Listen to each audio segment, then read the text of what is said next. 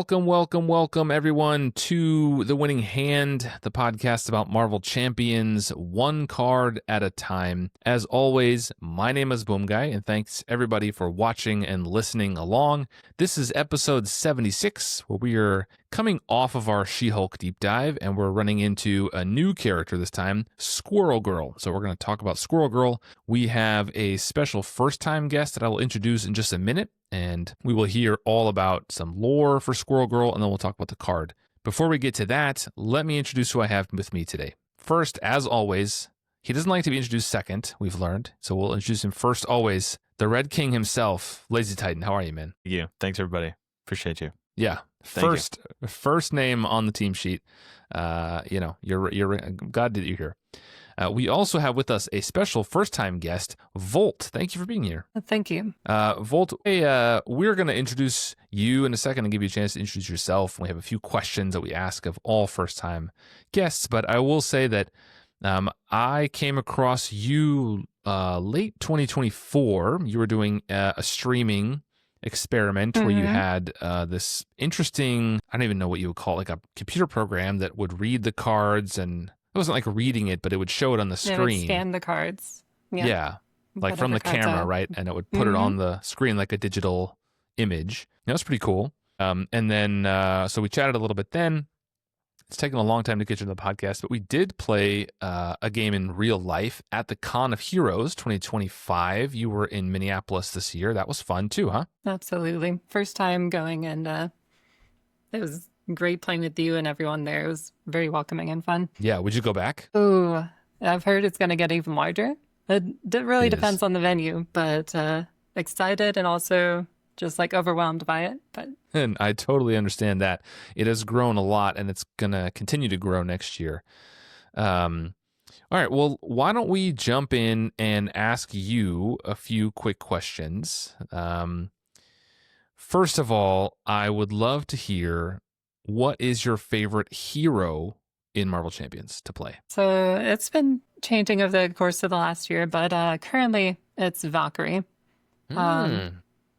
Just like the play pattern of just being able to kill minions very easily, and then also like have an extra ready to push onto the villain afterwards has been fun, along with kind of like the flow of like both you kill a minion, you get to draw a card, heal, remove like 5 threat from something else, and then come out at that with whatever aspect you're playing. That's awesome. Valkyrie, not a popular choice, I will say. I think you're the first person who's ever said Valkyrie. Not popular, but I gotta respect it. Yeah. You like Valkyrie, right, LT? I like Valkyrie. I remember liking her a lot when she came out. And I think I went back to it, and I didn't like it as much, but I haven't tried her in a while. But I think if I went back, I would enjoy it. I don't think she's quite as bad as people make her out to be.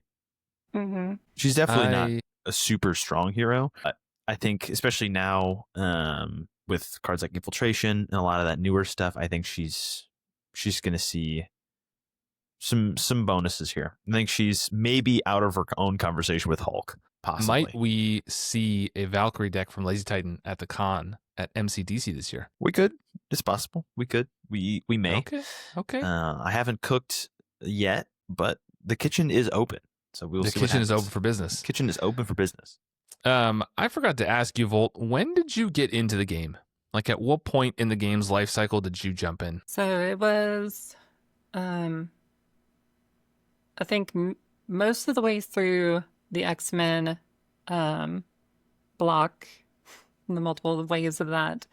So the second one just came out, I think, or no, hold on.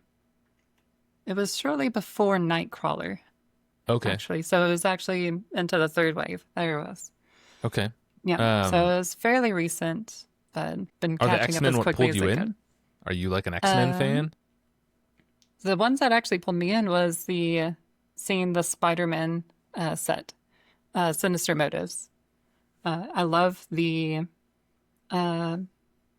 blanket on the name of it. That multiverse. Sinister Motives. Oh, the Web of Light, Spider-Verse, Into the Spider-Verse. Yeah, Spider-Verse. Yep. That movie, love that, and then just like seeing both Miles Morales and Spider-Gwen in Marvel Champions, I was like, okay, I'm gonna buy that, try it out, see how I feel. And then I left it ever since that. Awesome. Do you have a favorite scenario to play against? I think it's Hella. Just I love going back and forth between mandatory thwarting, mandatory attacking, getting a little bit of everything into that. Yeah, Hella. Do love Hella. Great call. Yeah, very good. I think that is not even underrated. I was going to say underrated, but I think that is a loved scenario in the community. Just A lot of people like Hella. Yeah, it's just really strong. I think if you're getting bored of Ronin or Venom Goblin for your big challenge, play Cable on Expert 2 through Hella and see how that goes. Yes.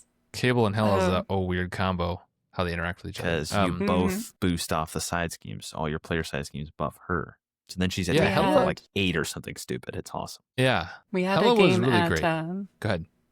Oh, sorry. We had a game at the convention, like on the last day, which had a Cable player versus Hella. And I don't even think they noticed that interaction going in. But it was just like having to deal with that extra scheme and thwart midway. I think that's and be where like, it got me also. I think I didn't know going in the first time, and then I just got. So you don't really think about it, and then you're like, oh, yeah. I think Hella is great. Hella is one of those that, I feel like really tells a story and forces you to kind of go through it. And I think there have been some that have done it since then, right? Apocalypse and Magneto are similar. But I think Hella might be my favorite of those. I don't know. I like Magneto a lot too. But Hella's I a feel good show. like is more balanced of the three of them. Like she doesn't feel like a super slog. She's not like a final boss. She's just super hard to beat through. It's just like a nicely balanced. It's got some beefy minions. It's cool. Yeah. Good stuff. Yeah, it's a good one. What is your most common or favorite player count? Definitely most common is 2. And then like a decent amount of 3. So I play at home most of the time with my partner. And then whenever she's not around, we do, I do just 2-handed. So in a sense, still 2-player, but. Yeah. And do you have a favorite aspect? That's a hard one, but I think I settled on to justice. Justice. Just like slightly over protection / aggression. I just love kind of the like self-triggering stuff you can get in justice. Let put like chance encounter onto something, clear it, go get like Monica, play Monica, go get the surveillance teams, use that, clear other stuff, clear something to get a follow to go kill a minion. All that jazz. Yeah, I think I really love. I'm glad you mentioned Chance Encounter and Followed. I think those are really awesome cards that are underused, and I really hope they come out with more of that stuff. They came out with some side scheme attachments that. There's the one that lets you use your attack. What's that one? Direct approach, I think. And there's the one that lets you defend. I forget what that one's called. It's a protection card. I don't remember. But it's the one with the blob on it, where every time you defend and you clear, you take no damage. You defend, you clear 1. If you take no damage, you clear 2 off it. Correct. Yes, that's the cool. one. But I like the ones that you mentioned, like Chance Encounter and Followed, where like you get a benefit from doing something. Overwatch is another good one, but just like Followed is cool. So good. Yeah, Overwatch is crazy. All right, well, thank you for the brief introduction and going on with the questions. That was awesome. Let us jump into what we've been playing recently. And Volt, I'll let you go first since you're the guest. Why don't you tell us what you've been playing recently? Absolutely. So I've been doing kitty pull, so like Shadowcat with the pull aspect. It's my first pull deck, so kind of like exploring what I can do there. But just like, the obvious interaction of like, oh, you have Crisis, you put Crisis out there, but you can ignore that.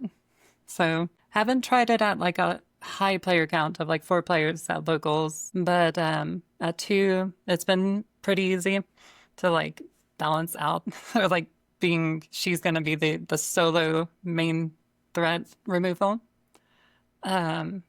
And just trying to get, was it Risky Business? Or no, that's not right. What's the side scheme, right? Yeah, the side scheme that everyone gets +2 hand size.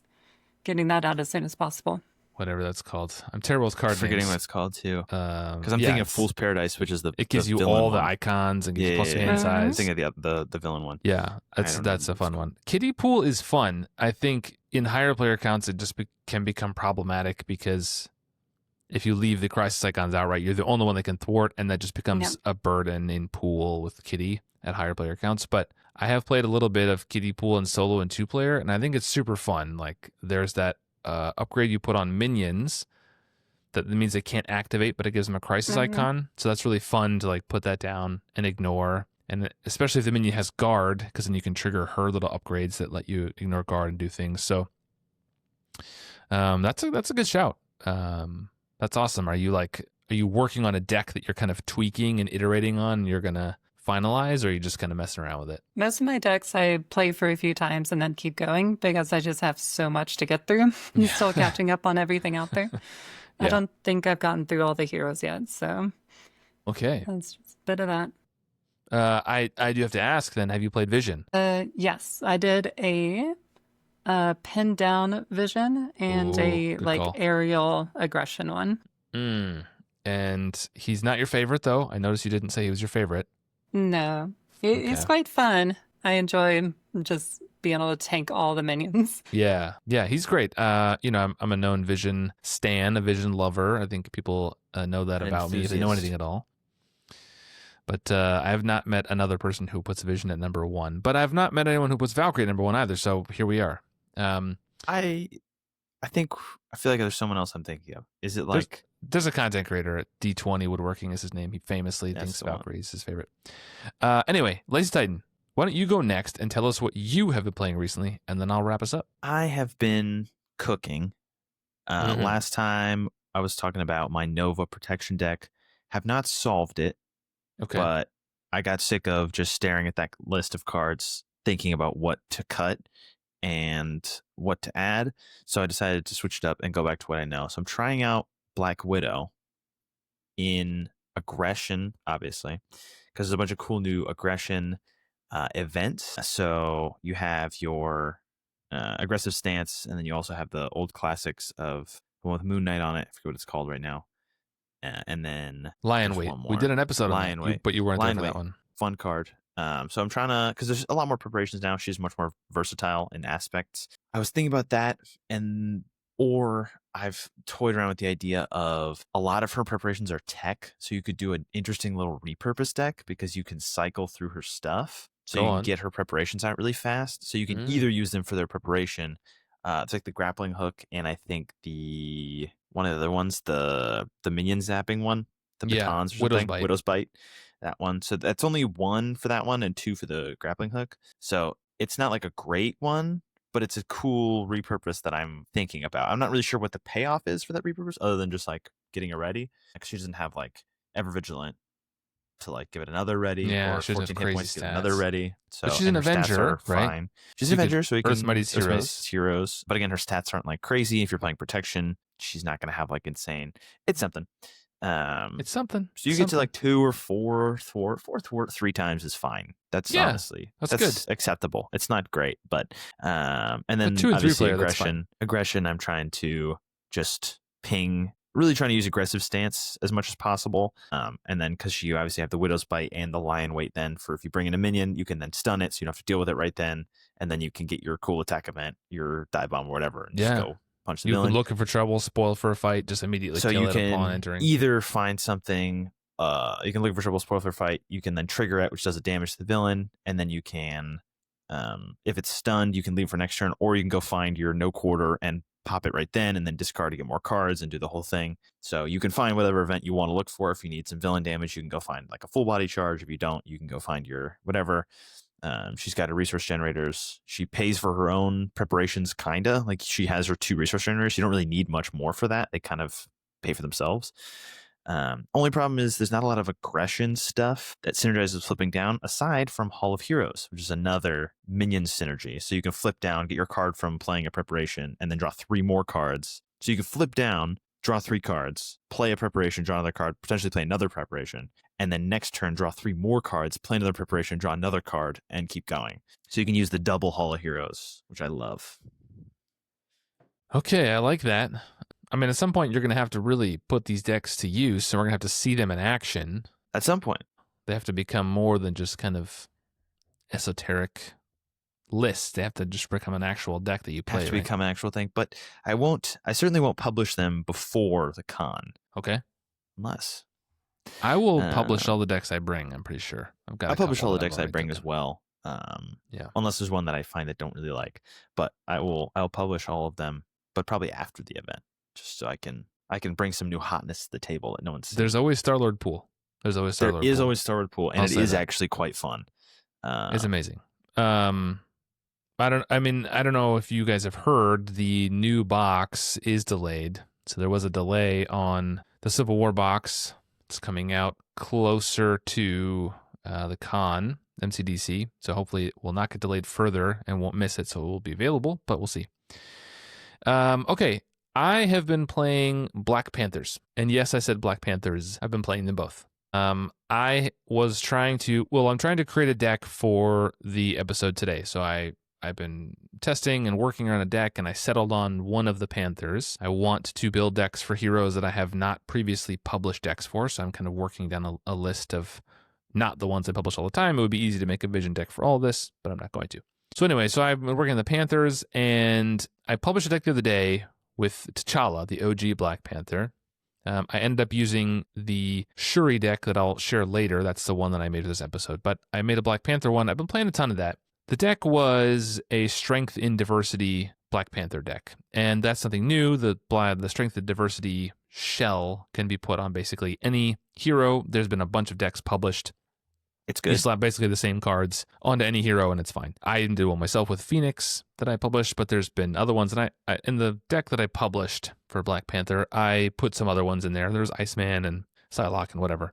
So it's basically the same, but what I wanted to do was make this a 4-player deck. So the issue with Strength and Diversity is it scales, the cost scales in player count. So in solo, it is a wild card that can just destroy everything. 2-player, it's very, very good. And then it starts to fade at 3 and 4-player because paying 2 per player gets really prohibitive. 3-player, it's very difficult, and at 4, it's essentially impossible unless you have a ton of resources or people help you. It's an alliance card. So I set out to try to make a 4-player deck, and I thought T'Challa is rich. He has 3 double resources of his own, and then, just trying to make it work. So I landed on, I had organizational support at first to try to get a 4 resource out, but I ended up with just band together and trying to cycle my allies, but always keep at least 3 or 4 out there. So band together hits as a triple resource. And in my testing with 4-player, it did work. There's always a few other traits around. So I didn't focus going all in on getting all the traits in my deck. I got a good variety in my deck. Let my allies kind of cycle through, but always have a decent number in there. And just count on picking up traits from other people. Someone always has a random trait, right? Ice or whatever. Something random. Space There's Knights. always something. You pick up a couple Knights. at the table. Shout out Space Knights. I love you. I see you. Laws is a lot of the Guardians are all outlaws. That's when they're flipped weird down. one. Yeah, there's Genius. There's all kinds of ones. So I tried to keep that in mind. And so every time I was playing at 3 and 4-player, there was always 1, 2, 3, 4 little traits you'd pick up from the table. And then someone always had a resource. Like someone has a helicarrier or someone has a resource or 2 they're not spending. So consistently, if I was able to spend 5 or 6 on the card, it was getting played in 4-player. And then, you just spread the damage around and the threat around. And it was fun. It's obviously not the most optimized version. If you played that same deck at 1 or 2-player, it would just be better because it's cheaper and you can afford to play Strength and Diversity multiple times a turn. But the goal that I set for myself was to play it at 4-player, and it worked. But yeah, definitely the efficiency of the card tails way off after a 2-player. Anyway, so I published that deck. Check it out. Scales pretty, because obviously there's the cost to value ratio that we use for cards, like 3 for 8 or whatever. It just the scaling puts it so much past 8. You have to get so much value. Yeah, and you just can't. There's only so many traits. I really think it should just be a flat cost. The card should just cost 3 probably. I think it should be 3 or 4 even. It could be 4. Yeah. I think 4 makes it very hard to play in solo, to be honest. That's just your entire turn. But it's a good card. It is a good but card. 3 makes it kind of crazy at 4-player, right? Yeah, but I think the thing is I've noticed when playing with solo to 4 players, the number of traits doesn't go up that much. You can get, I think I played my Phoenix deck with you at a game. And I played something else that didn't have your traits. You played Black Panther, actually, and you had King and Wakanda. And a King and Wakanda. But I was consistently getting 14, 15 out of the 2 of us, right? And you just don't get that many more. You end up getting 16, 18 maybe. 20 maybe. And that's if you're playing trying. a bunch of weird heroes. Yeah. So I just think, anyway, it doesn't cost $3. It's per player. So check it out. I will leave a link if I remember, but as always, listeners, I probably won't remember. So marvelcdb.com and you can find it. And there will be more decks later. I will have the Shuri deck to talk about. But that is what we've been playing recently. Thank you all for sharing.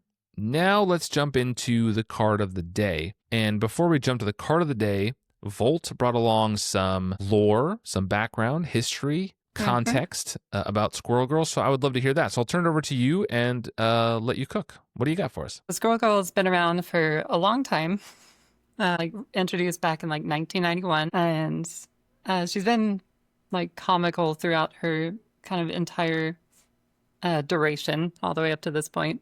Not very serious, so much so that like Iron Man, who was in like had to deal with her in this comic as he tried to become Iron Man's pard. He didn't give her the time of day until Doom came along and took Iron Man and just kind of just like neutralized him. I was trying to, I believe, kill him somewhere. Doom, being so expecting high levels of everyone, wasn't expecting squirrels. So Squirrel Girl was able to call in all her allies and just overwhelm Doom with squirrels. But just beating him in this high level supervillain, just being defeated by squirrels and having to just like escape out of his all of his like out of his very high tech spaceship just to get away from Squirrel Girl.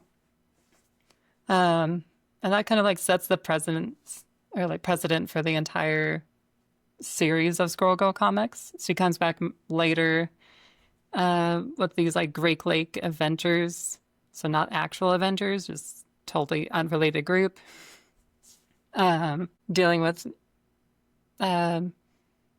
like some extreme villain during that, but also on the side dealing with like MODOK on her own, beating up Thanos completely on her own, also off screen. And it's just like it's comedic to the point that like even the Watcher comes in and be like, no, this was the real Thanos, no, not a clone, not a robot or anything. Squirrel Girl was able to beat him. And then also like similarly, she's comedic to the point that she breaks the fourth wall. She'll introduce the comic at the beginning of the comic or like talk through it and be like, no kids, don't do whatever this Mr. Immortal's doing in this comic. She brings her own trading cards to figure out what the villain's weaknesses are. Wow. It started with like the versus system, like actual versus cards, but like became like a Deadpool thing, and she like was on the level of being like, oh, hey, Deadpool, but talking things outside of the comic. What powers does she actually have? The powers of a squirrel and the powers of a girl. She's... The risk of sounding ignorant. What are the powers of a squirrel? She can talk to squirrels. She has a squirrel tail. She has claws, super strength.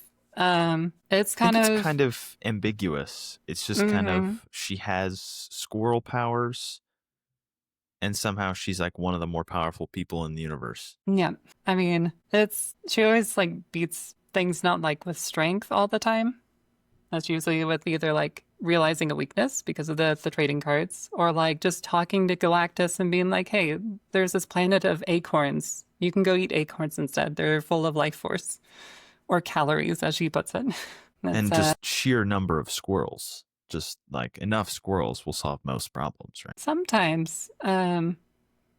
It's oddly like she doesn't use the overwhelming force of squirrels against enemies as often. It's usually just like herself and her sidekick, either originally Monkey Joe, until Monkey Joe died, unfortunately, and then Tippy Toe.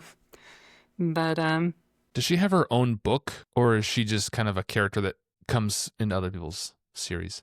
She definitely has her own comics. Restarted a couple times. And she's got her own crew. Another squirrel related, it was Chickmunk was like another hero. Forget what their name was. But yeah, totally her own superhero. What teams does she belong to? She's an Avenger traded in the game, but does she belong to any of the teams? So The Avengers is a weird one. I do believe she became like part of the new Avengers at some point. And I mean, she's forced herself into becoming Iron Man's part, though she's never actually part of like Iron Man's Avengers from what I can remember. There's like the Great Lake Avengers, which I said or mentioned before, but they're not the Avengers at all. Not related. Mm-hmm. I've heard of the team, but I know they're different. And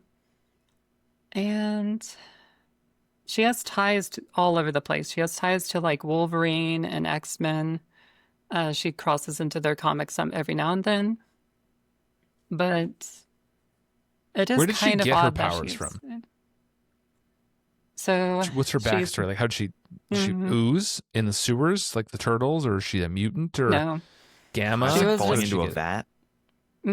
She was just born kind A of, squirrel. I believe, at the beginning, or just gained it at some point. It's hard to remember exactly, but they made a whole point because she originally was a mutant. That was what she was introduced as, and was a mutant for the longest time until the whole mutant retcon, where they had a whole section of a comic where her mother's like, actually, the doctor was like, what did he say? Oh, that she is not legally a mutant and never will be. I can't take this back. She's just a squirrel girl. Okay. She's just a squirrel. And so how old is she? Do we know that? She In looks the modern young comics, in the picture, I don't but know. okay. She started off at like 14. I know that much because they made a whole big deal with Iron Man. But later on, she's going to college, studying like computer science, trying to just do normal, everyday, like helping out with programming and stuff. But so somewhere in the college age-ish. Okay. So like Mid to Peter early Parker-ish. 20s. So, Yeah. yeah. Peter Parker. She might be in that Peter Parker kind of area where she's kind of eternally 22, 25, somewhere ambiguously Yeah. college aged. Okay. Well, why don't we transition into the card unless you have more facts you want to share about Squirrel Girl? Those are the main ones. Okay. It's just like, otherwise, lots of anecdotes of how she defeats people. But Do we think, two questions for both of you. Do we think there will ever be a Squirrel Girl hero in the game? What would you guess? Foltz, what do you think? If you had to guess right now and I said, gun to your head, do you think we'll have a Squirrel Girl hero in the game ever? I think no, but I'm hopeful. Lazy Titan? Yes or no? I would bet yes. You're going to go with yes. I think optimistically looking at the lifetime of the game, I think we get Squirrel Girl eventually. I think because we've already basically run out of all the like A-list movie characters, like all the MCU characters, or a lot of them. And they did say they're going to redo. They said they're going to redo. When the current So maybe environment that throws shifts, a wrinkle in the right? plan. And the Yeah. current environment shows maybe they redo that. I would hope we get more of the random heroes that I don't know a lot about, so I can learn more about them rather Yeah. than just like Captain America 2, Iron Man 2. Who's to say? If they do Who's just to say? if they just remake the whole game, I guess not. But I'm gonna say optimistically yes. We're gonna be able to Okay. Squirrel. And second question, will we ever get Squirrel Girl in the MCU? Or, I guess, offshoot of that question, is she already in the MCU and I missed it? I think she is. I don't know if the I'd be embarrassed. some if I of missed these it. animated shows are technically in the MCU. Okay, no, I don't mean animated. I mean like live action. LT, is she in the MCU? She's not. I googled Will it. we get her in the MCU? That is much more of an opinion question, which is where I Yes. specialize. Yes. I would say I think we will. We're getting Yeah. Ironheart. We're getting got Nova. Sentry. We're getting Sentry. Come Like on. we're getting all these people. They're pulling all the stops out. And also I think for like Avengers Doomsday, there's like 150 superhero. Like there's some like stupid amount. Every time I see something about that movie, it's Yeah. another hero who's like bringing all like the old Fox X-Men. I'm sure she'll be in there somewhere. As long as it's not Nova Prime, I'm fine. Okay, why don't we transition? Beef with Nova Prime I as a hate Nova person? Prime. Not even Just not as even a character. mechanical. It's gone Just beyond real the game beef? now. We're beefing, and I don't want to get into it. I'm going to share the card. So if you are watching this on the YouTube, listeners, you will be able to see this. If you are not on the YouTube, you could be. You could just head over there and subscribe. or you could just listen to the description from our lovely guest. Volt, would you please read the card of the day and then we'll talk about it? Absolutely. So, Squirrel Girl, or i.e. Dora Green, she's a 2-cost leadership ally, provides a mental resource, and she has 1 thwart with 1 consequential, 1 attack, 1 consequential, 2 health, and an Avenger. So she has a responsibility that after Squirrel Girl enters play, deal 1 damage to each enemy. And the lore or like flavor text is come on squirrels, let's get M. Yeah. I like how you said she has a responsibility, but it made you sound like you said she had a responsibility that when she enters play to deal damage. I'm gonna steal that. She has a responsibility to deal damage. It's technically optional, but I mean, it is. This is okay, and it came in the Captain America pack, so very, very early in the game, not quite core set, but just after. Literally just after. Literally. So let's talk about the first of the 4 categories ways to go into is art. So, Lazy Titan, I'm going to have you describe today. You don't often get a chance. So why don't you describe to people who are not watching this on the YouTube, although they could be, they just head over to YouTube and hit subscribe, Winning Hand Podcast. But if you're listening to this on the audio and you're a real one, Lazy Titan will describe to you what we're looking at. LT, please. So background is kind of like the comic lines that are like motion. Right? So clearly it looks like she's jumping at somebody. Kind of like there's like leaves in the background. She might be jumping at somebody out of a tree. And it's basically what it says on the tin. It's Squirrel Girl. It's just kind of a lady in a vaguely squirrel-themed outfit. Lots of brown and fur. She's got a giant squirrel tail. It's like as big as she is. And she has little like a... Why am I blanking on the word? Ears? Ears, but they're attached to... What is it attached to? Yeah, it's like one of those like little headbands. I don't know what it's called. Headband. That's what I'm looking at. Why am I blanking right now? Yeah. She's got a little like headband that has little squirrel ears on it, like a cosplayer, and she's just kind of jumping out of a tree. This is, her costume is like brown, like a dark brown, like kind of like a squirrel, right? She's got boots and like a top, and she has like leggings on. The everything has this kind of fur edging or lining. Also on the top of the boots and all along, like the shorts she's wearing and the jacket, like on the cuffs, it all has like and on the arms, fur. The arms, they're like half sleeves, so you can kind of see her arms a little bit. She has really bright orange hair, like very vibrant. Very. She has kind of like crazy eyes in this, so it looks like she's going for murder. She has the big bushy tail, and then the cosplayer ears. I have to say, I love this outfit. I think her costume is incredible. I agree. I think it's very squirrely. It's one of the better superhero costumes, like off the bat. Like, I just think this is great. It's just the detail here, and it does evoke a squirrel, but it also looks like something you could have made at home. Like, it also looks like what the like early 2000s superhero movies tried to do, which is like make a superhero suit like less like flashy and obvious. Yeah. Like I feel like if she didn't have the giant squirrel tail, she could just like that's just like a pretty regular outfit. It's like very squirrel themed, but it's like just kind of an outfit. But you could be this for Halloween. Because she's got for sure. She looks like she's herself for Halloween a little bit. Yeah, she has like a utility belt of some kind. I just noticed too. It has like little pouches on it, on like her waist. Mm-hmm. She holds. I think a lot of those have like nuts to feed squirrels. For makes squirrels, sense, or to snack on. Everybody gets hungry. Superheroing is hard work. So I think, and I agree. Like it looks like she's jumping out of a tree. Kind of. She goes over. She breaks the frame a little bit.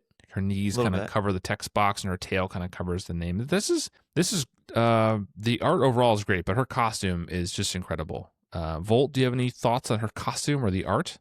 This is definitely like her one of her like modern outfits. Okay. It's like a very big glow up from whatever her original one was, which looked way more squirrely. Like her face looks squirrely and everything. Okay. But I love this. It's stylish. Yeah, she could literally go anywhere.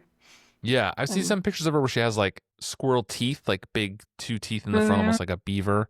It looks like they might be slightly pronounced here, but still within the range of like normal human teeth. Yeah, I think this is incredible. I wish I could see, different other poses in this costume. Like, I love the boots. This is really, really cool. This is custom art by David Nakayama. So this is not from a comic, but this is great. I really, really like this a lot. I didn't realize her hair was so orange. Yeah, like Very top tier orange art hair for me. that I hadn't Top really tier. thought about. Yeah. Let's transition to the theme. So when we talk about the theme of a card, we're talking about, generally like the title of the card, but in this case it's a name, but there's the title and the cost and the abilities and the traits and the resource icon that's printed and the art. Does all of it come together to really give us a holistic picture of the character or the event in play here? In this case, it's Squirrel Girl. So what do you guys think? Does this thematically feel like Squirrel Girl? I think so. I feel like I have to. Like the Avengers feel awkward from most of what I read. I still don't know like how she really plays into Avengers, and was kind of like for a little bit. And then I do kind of feel like the dealing damage to everyone is like kind of just almost distracting everyone with squirrels, or kind of like being able to get to anyone, but also not just like physically beating them up completely. Yeah, her responsibility. Mm-hmm. For sure. Yeah, it feels very squirrel. Like it feels like, they're attacking, right? And they like, they I've bite always you imagined and it as deal just 1 like damage. a couple little squirrels are just kind of nipping at you, which wouldn't like kill me, but it would like certainly mess me up. I might lose my tough card. Yeah. That's exactly what I'm saying. Yeah, see? You lose your tough card. And squirrels will get you every time. I guess from there, we could talk about the power of Squirrel Girl. Okay, jump in. Just go right there.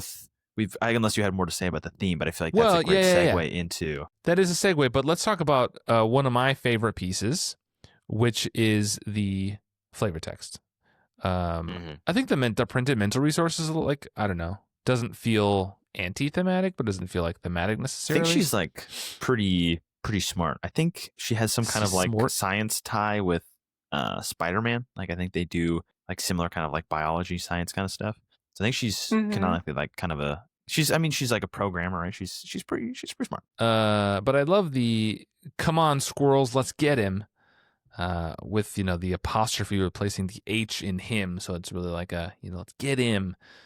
I think that's solid. That really does work for the theme for me of dealing damage to each enemy and the squirrels attacking. So that's the last thing I'll say about theme. Now, I'm sorry to ruin your segue, Lazy Titan, but let's just pretend I didn't say that and keep going. Segues are obviously always better if you bring them up. So, but I will say one more thing about theme, which is that I do like the mental resource because it keeps the blue theme going. Because obviously the leadership cards, the blue kind of, everything is blue except for her attack and her, which is, the attack is red and she's very brownish red, like not quite red, but very warm colors. So everything else is kind of background. So it just kind of fits right. And then into the power of it, we talked about it. This is the tough card killer, the absolute bane of all toughness minions. Also, Ultron. Ultron hates this one simple trick. Ultron hates this one simple trick. Just get him with a squirrel, unless Ultron's in phase 3. But if you're playing on standard, Ultron hates this trick. And like, I think we talked about it a little bit because we're coming right off the She-Hulk episodes. She-Hulk has a card that is the same as this text box. Is just deal 1 damage to each enemy. And I would argue that card is not very good. But Squirrel Girl, I think, is excellent. And that is for one simple trick, which is that she's also a 2-cost ally. We stapled some pretty good text to the best kind of card in the game. And now it's pretty good. But let's talk about that for a second, because this is very, very similar to Ground Stomp. It is also very similar to Beat 'em Up. Beat 'em Up, I think, is just people engaged with you, so it's not quite as good. But Ground Stomp is all enemies, right? Ground Stomp's everybody. So, and it costs 2, which is very similar. I mean, you are getting the additional chump, right? She has 1/1 stats, so not theoretically, in practice, what people are doing is playing it, deal 1 damage to everybody, thwart for 1, and then immediately throw her in front of a bus. For sure. But there isn't that much difference between Ground Stomp. But we were pretty negative on Ground Stomp, and we so far have seemed to be pointing in a positive direction for Squirrel Girl. So what's the big difference for you here? It's the ally. This rate 2 for 1 damage to everybody and a body is good. 2 for 1 damage to everybody is a little rough on its own. It doesn't, like 2 for a blank ally is still kind of good. So the text box is just kind of bonus to that. It's just value on top, whereas an event kind of has to carry a little bit more weight to be worth it because it only does one thing. So I feel like Ground Stomp, if it was 2 damage to everybody or something like that, then it's like, okay, now we're really moving. But because it's only 1 damage and no other upside, 2 for in a single player game, you're getting like what, 3 or 4 damage out of that. And in a 4-player game, you might get like, technically you're getting like 10 or 12 damage, maybe. But that damage goes a lot less far on the villain because the villain has 100 hit points because you're playing 4-player. And then the minions are getting pinged. But Squirrel Girl just feels so much better because you're making a good play and then you also get a Ground Stomp for free. Yeah, Volt, what do you think? Yeah, so like I totally agree with everything Lisa Titan's saying of like that extra just free chump is worth more, like so much more for that. So it's like what, 3-4 health extra that you're just like saving off of you.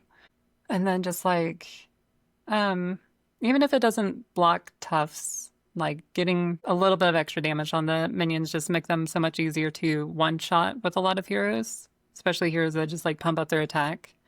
Going from a 5 health minion down to 4 just makes it a lot easier for a lot of aggression +1 attack type characters to just come in and knock it out for free. I think 3 is a big breakpoint for minions because 3 attack is pretty easy to come by in some form or another. 4 you can do, but that's kind of your often thing.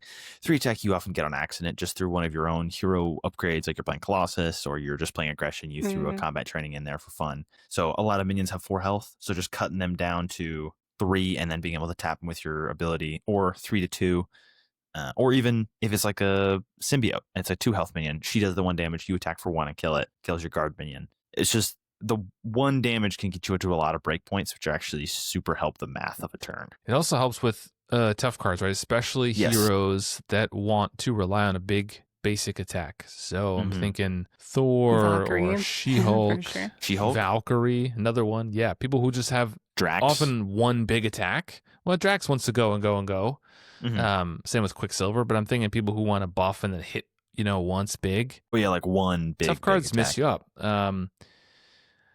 I will say in terms of power, early on, and that's just because the card pool, but early on, this was a card that was pretty commonly seen in decks. Yeah. Not quite Nick Fury or like Mockingbird levels of ubiquity, but those are also basic. She's not basic. But I feel like in early leadership decks, Squirrel Girl was in a lot of if them. you're playing leadership, you might as well. I don't play a lot of Squirrel Girl anymore. It's one that I have to kind of remind myself to get out sometimes. So I do think she's been outpaced to a degree over time. Yeah, I have to agree there too. Is just, like I didn't play it back then, but just like looking at the types of minions nowadays versus back then, like you had the Green Goblin scenario of so many just like low health minions that you can help with. But now minions have like 7 health a lot of the time. Yeah. The average elite minion has like 7 to 12 hit points now. You got Thunderbolts running around. Crazy. Like, yeah. Thunderbolts was 16, 15 hit points. Like she's just not doing enough. I also think the Avenger trait just isn't as good, obviously, as it used to be because it was kind of the only trait. But all the traits since then have had more synergy built into themselves. So if I'm playing, and there's now enough of a card pool that if I'm playing an X-Men deck, or I'm just playing any hero in a generic leadership, I would be better off just playing a 2-cost X-Men because I have an X-Men support I can use for that. I can play my X-Mansion or whatever, even if I'm not playing an X-Men. That's just, you get more synergy out of it than Squirrel Girl. Squirrel Girl is still just as good as she was, I think. Like, she's still just a good baseline, but there's just not really a lot you can build on top of with Avengers. You get like Inspiring Presence, but that's only if you're an Avenger. Doesn't care with the ally. It's like, and there's not a Avengers lot of Tower, stuff. you can make it Avengers cheaper. Tower's good, and then Mighty like Earth Avengers. Mightiest Heroes. There's some stuff that's cool, I think but it's not like a huge number of things. Like X-Men or even Guardians have a lot of stuff. I think she was helped by the recent cards that came out. You Got This and Noble Sacrifice, I think, are great for an ally like this. Come in, do an effect when she enters play, and then, Noble Sacrifice to heal and get a tough card, or You Got This to ready yourself. I just think if you don't care about theme, right, and you're building a leadership deck, Kid Omega just strictly outpaces Squirrel Girl. Kid Omega's stupid, though. I mean, Kid Omega is busted. Well, you have to spend the extra resource for Kid Omega. But you can thwart or attack. Yeah, so Kid Omega's ridiculous. We talked about Kid Omega on this stats. podcast. Oh, yeah. Big Kid Omega hater over here. I mean, Kid Omega is like a borderline busted. Like, he's just crazy. I don't know why they printed him the way he is. He's way too good. He's just like this card, but better in every way. But he just replaces Squirrel Girl, right? Like, in a lot of ways. And he's also an X-Men. Going for theme. Yeah. Like, he's also got the X-Men trait, which is just better. It's the best trait. So it feels kind of bad. But I think you would never be disappointed with Squirrel Girl. Right? No. She'll come down, you'll play her, she'll dwarf for 1, she'll deal damage to everybody, and she'll block something. And she's just reliable. Volt, do you have any other things to say about the power of this card before we move to the fun and then final thoughts? No, I think that's like all the points I was thinking of. I still gotta say, like, that 2 to 3 cost that Kid Omega effectively is. Mm-hmm. Like, it's still, that can hurt in some decks. At least from the ones I was playing. It's just I do like just that simple it is true. Get that damage out there, pop the tufts, and then block. Yeah, look, Squirrel Girl is just a really solid ally. I just think just good.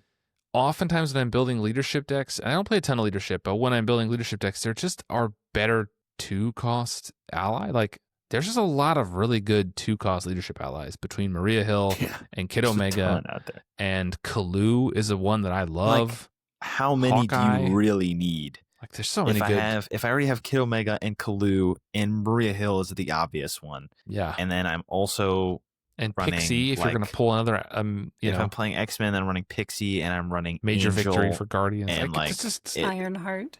There's so many good. Like, it's just the competition's so much higher now. And again, I think if you put Squirrel Girl in any deck, if you switch her out for Ironheart in every deck you ever build, you won't be like too mad. She's good. It's just not. It doesn't say draw a card on it, so it's not as good. I think they went a little crazy with 2-cost allies. They should have made them a lot rarer or just worse. For sure.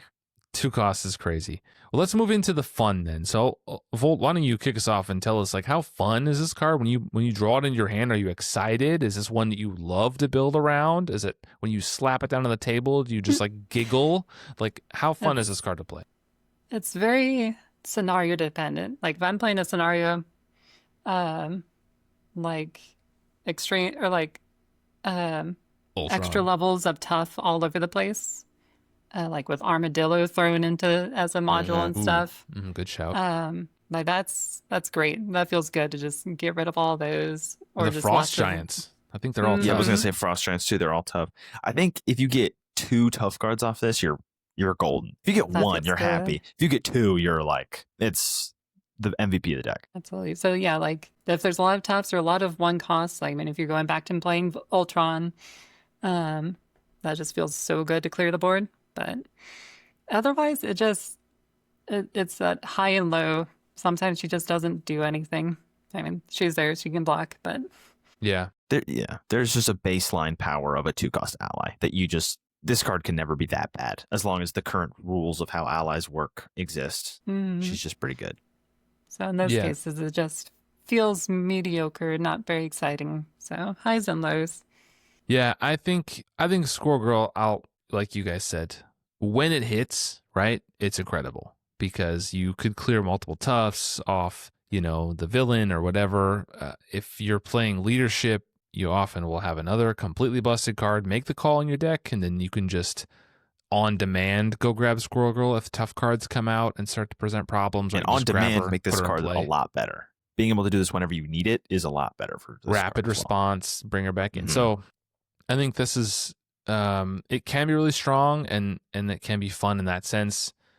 I find it a little sterile for my taste these days. I just think allies have become more interesting.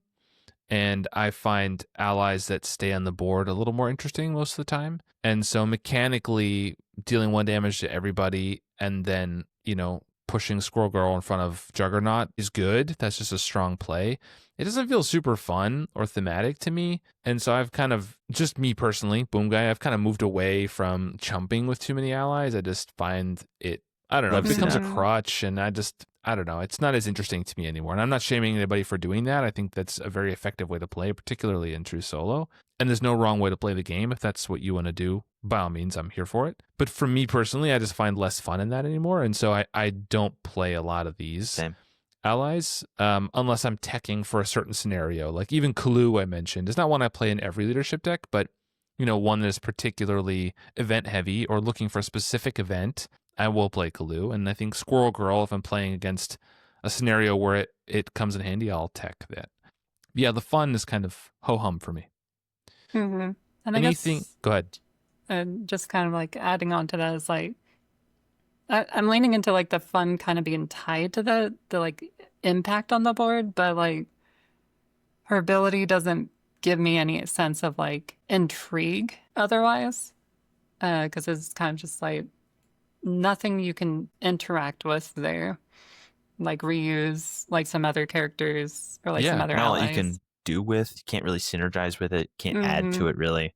And we It's just crapped on kinda Kid Omega, but at least good. he provides a decision point. Like when I play Kid Omega, it's like, oh, do I need the thwart right now, or do I need the AoE damage right now? What resources do I have available to spend for that? Like that is at least a decision point. He's overpowered in my opinion, but at least you like are engaging with a card in the game. Squirrel Girl is he's just damage everywhere. I don't know. It's not bad. It just isn't particularly interesting to me. Anything else before we go to final thoughts and ratings? No, I don't think so. Hearing nothing, No. I will press to final thoughts. I will let Volt go last as our esteemed guest. So I will go first this time. Ladies and you'll go second. Move to final thoughts. We give a rating, 5 being true neutral, and a lot of people on Discord have been flaming me because technically 5.5 is true neutral, but I will hear none of it. 5 is true neutral. We're not math nerds around here. And this score is completely objective. So for me, Squirrel Girl, I'm going to get flamed. I think Squirrel Girl's a 5. She's just right in the middle for me. I just don't. I think the art is really strong in this card, and that's doing a lot for me. I think the theme really works. I like that too. But mechanically, the card is just kind of, I don't know, a little dry for me. It doesn't do a ton, doesn't get me excited. There's no way to engage with it any other way. It techs well against certain scenarios. It's kind of ho-hum in a lot of other scenarios. It's a card. She's cheap. She's an ally. Like, it's always effective to just throw a cheap ally out and block. But it's not terribly exciting, and it's not one I use a ton anymore. So I'll put it 5 out of 10 right in the middle for me. It's just a card. Lazy Titan, what do you think? I will go a little bit higher on it. I'll give it a 7. I think the art's really good. I think that has to weigh in as one of our metrics. I think that's quite solid. Theme, I think, is good. Like I said, as soon as I saw this card, I pictured squirrels going and biting all the enemies. I understand what they're trying to do with the 1 damage. It makes sense to my head. I think the theme is presented well. I think I unfortunately can't give a low power rating really to a 2-cost ally, even if it doesn't stack up, because of as much as I don't like allies, and I think that they're kind of a crutch, it's an undeniable fact of the game that they are the best kind of card in the game, and the cheaper they are, the better. So I think she's just kind of got a baseline of power that's hard to beat. Only really, all the cards you mentioned were also 2-cost allies. So she's only beat by her own weight class. And I think she's, you will never be like that disappointed. Like you're never going to be mad to spend on Squirrel Girl. If you have a double resource in hand and Squirrel Girl, you're not going to be like, oh, dang, I guess I'll play out a Squirrel Girl or something. That's true. Whereas like there's a lot of cards where I'll just be like, I honestly don't even know if I will play this. I'll just play this to thin my deck. Like Jefferson Davis for Miles. That's a card I think someone had 2 costs where I'm just like, I think I'm just going to if I play this, it'll be to thin my deck because I had some spare resources. Whereas like Squirrel Girl will always provide you advantage. At least you will get some damage out, even if it's just 1 damage to the villain and 1 damage from her attack. That's fine. And then she blocks, and that's good enough. All right, Volt, you are the final thoughts. Give us a score out of 10, 5 being right in the middle of the average, and then give us some final thoughts. So I've been leaning towards a 6 for Squirrel Girl. A lot of that kind of like, I'm not drawn to like playing the Squirrel Girl card. Even like the theme feels slightly off the more I read about her. Like at the surface, obvious, like, oh, you can send all the squirrels everywhere, but it just like doesn't play out that way a lot in the comics. So she feels a little off to me. But yeah, it's just her being Squirrel Girl definitely gives it like a little up for me. Like the art again is amazing, but not quite enough to kind of like stand out from the pack. Okay. Well, we're kind of pretty close together there. That's our final thoughts on Squirrel Girl. If you don't care about the decks that we're going to talk about today, you can leave now, but you'd be missing out on free content, so you might as well stay. We are going to move into the decks that that's actually true, but it's more free content, so, bonus content on top of your free content. Free 99, as we call that.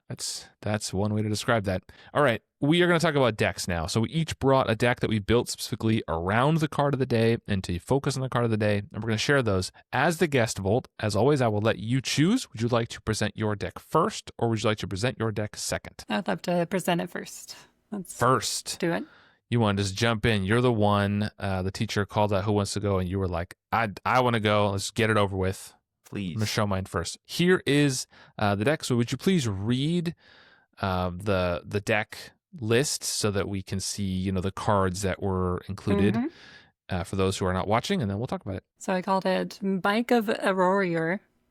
Arroyor. It'll be more apparent why that's the case later.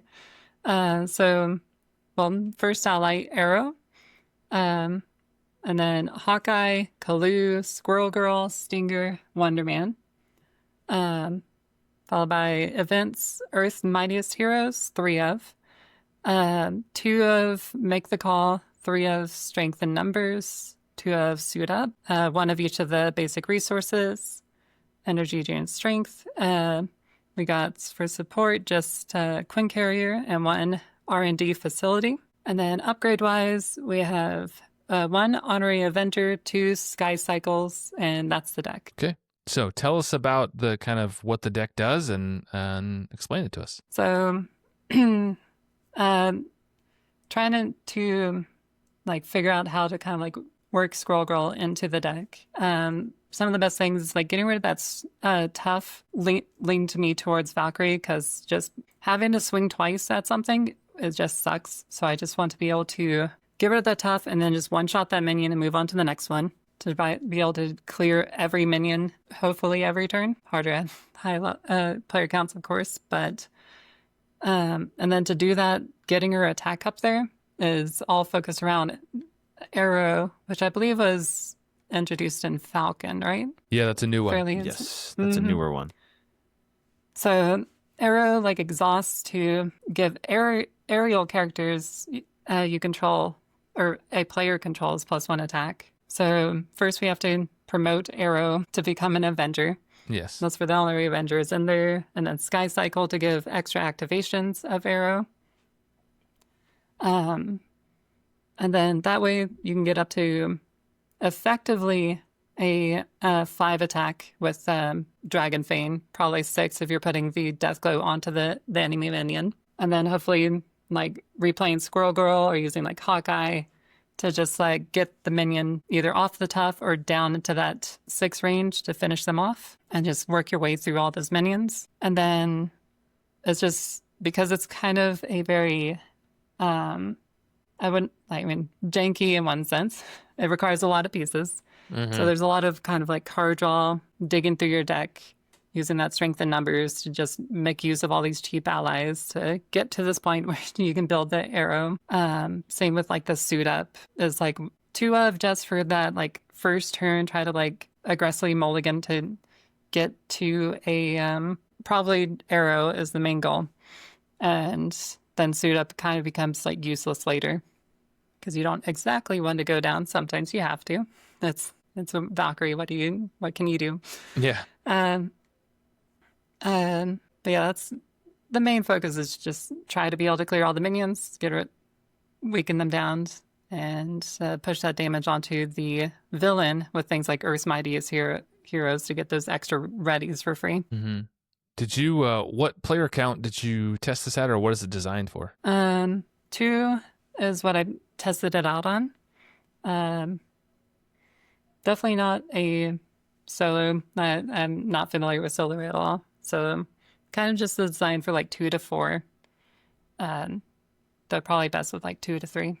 No, I like this. It is, I wouldn't call it janky. Like there are not a lot. There are some setup pieces, but I think once you have arrow going, you can really cook. And the sky cycle just, I like that idea. It's really clever of hitting the sky cycle to get that ability multiple times. Which also gives arrow aerial. Yeah. Wait, arrow aerial? Oh, the sky cycle. Right. Yes. Took me a second there. You caught me off guard, Lazy Titan. We got you. You hear. No, I like this. LT, any final thoughts on this one? I like this. I also I was doing a bit, but the sky cycle giving aerial also means you could use it for somebody else if you really want to. If you really want to attack with Hawkeye a couple times, you can buff his attack to like 4 or he's only got 1 attack, so up to 3 or something, and then he can swing twice in a pinch, which is cool. Mm-hmm. Yeah, Valkyrie, does she not have a way to get piercing? No, she does not. Both her Really? pointy metal spear and her pointy metal sword, neither of them bestow upon her piercing. They just give her more attack. That's wild. Spear should be Yeah. piercing.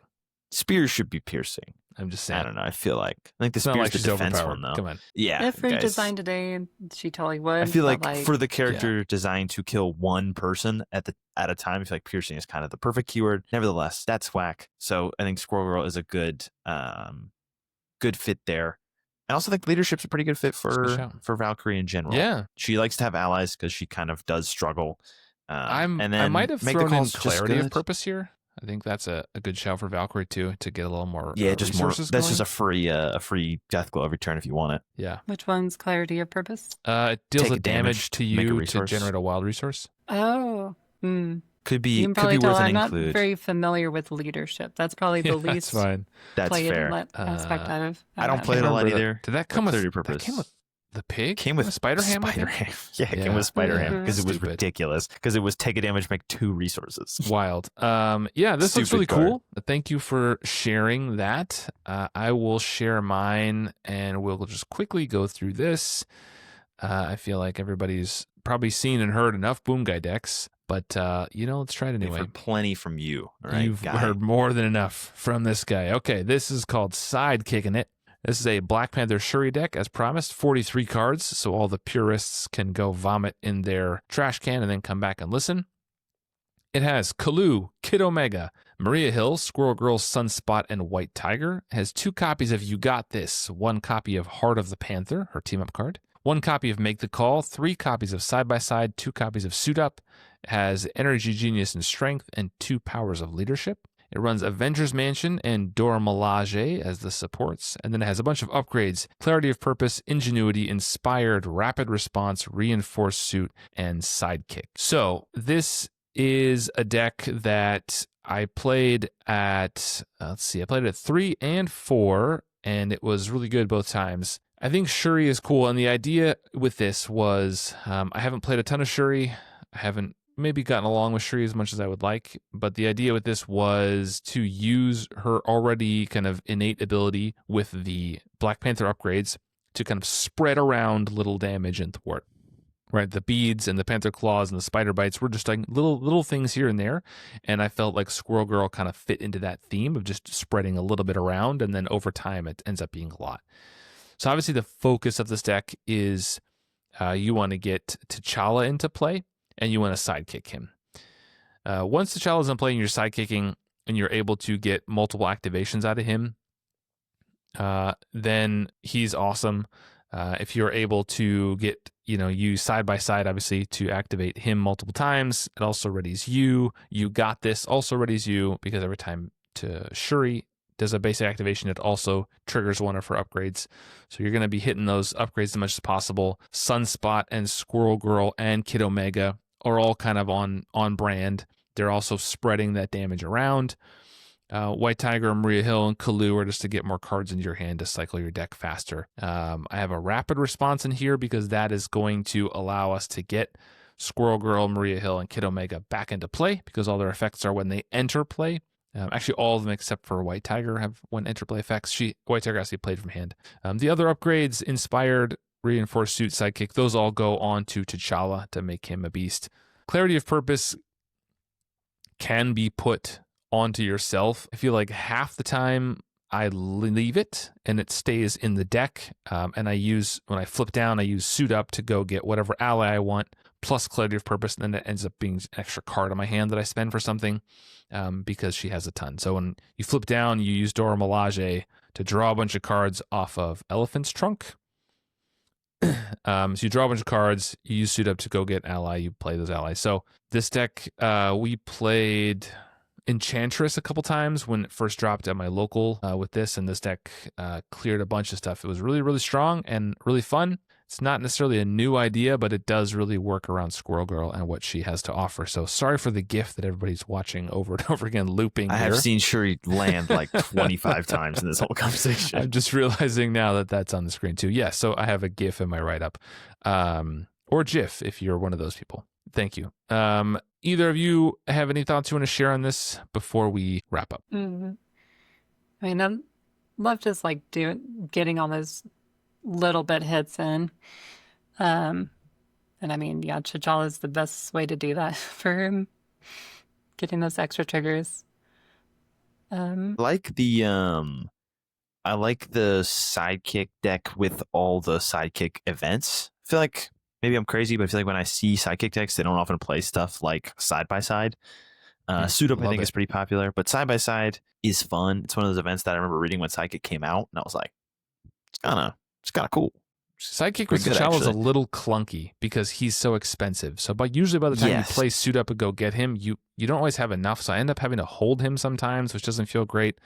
Unless it's one of those turns where you can, draw your cards. Elephant's Trunked or something. But often it's like you draw into him and you just kind of have to hold it, which still doesn't feel great. He's a little expensive, but he is. But you can maybe throw a squared off in here to make him cheaper. Yeah, I also thought about Call for Backup as another option, but yeah, unfortunately, we could cut the side by side for a square up. But yeah, it's already fine. There. So it'd be fine. Make it 46. This is fun. Yeah, this was a great time playing this, and the rapid response, such a great preparation that I love with some of these allies. Just so good. Recycle that damage, that support, whatever you need.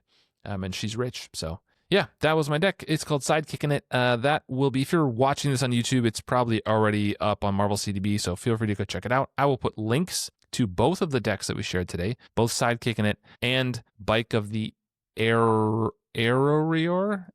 Something like that. Yeah. Something like that. I'll work on it. It's still, I'm just one guy. I'm trying. But I'll put links to those in the description if you're watching this on YouTube and in the show notes if you are listening to this, if you are a real one. So thank you to Volt for coming on, for blessing us with your presence, hanging out, talking about Squirrel Girl, making a deck, and then sharing it. It was a great time. Thank you for being here. I hope you had a good time. Thanks for inviting me. It was a great. Yeah, of course. It was great. Enjoy talking about Squirrel Girl and researching so much to see everything she's done. She's fun. Definitely recommend if anyone reads comics. Squirrel Girl, she's got a lot and she's enjoyable. Yeah, people who are watching or listening, leave a comment down below if you have like an awesome Squirrel Girl run or issue that you want to point out. I'd be happy to look at those or share those in the next episode. So let me know if you've read famously Squirrel Girl. Don't read comics. Are we looking for comic recommendations? We did have. Well, I like to share them with the community. Okay, we have a famous bit. We have an ongoing bit that you famously. I kind of shelved it because it was a little much, but. Boom Guy Doesn't Read Comics was a bit for a while. It was a little over the top, so we have leaned away from it. Am I behind the times? Have we shelved Boom Guy Doesn't Read Comics? It was quietly shelved until you just pointed it out. Okay. Look, my bad. Sorry to reveal your skeletons in your closet. Thank you for being here, Volt. Thank you also for being here, Lazy Titan. I appreciate it. You're welcome. This was awesome. I hope everybody has a good time listening to this, and we will be around next time, episode 77. Please join us for that one. We will have another guest, and we're talking about an aggression card. Finally, the Red King will be happy. So please join us for that one. It's been a long time. All right. Thank you for being here, everybody. Have a good one, and we'll talk to you in the next episode. Bye, everyone. Bye. Bye.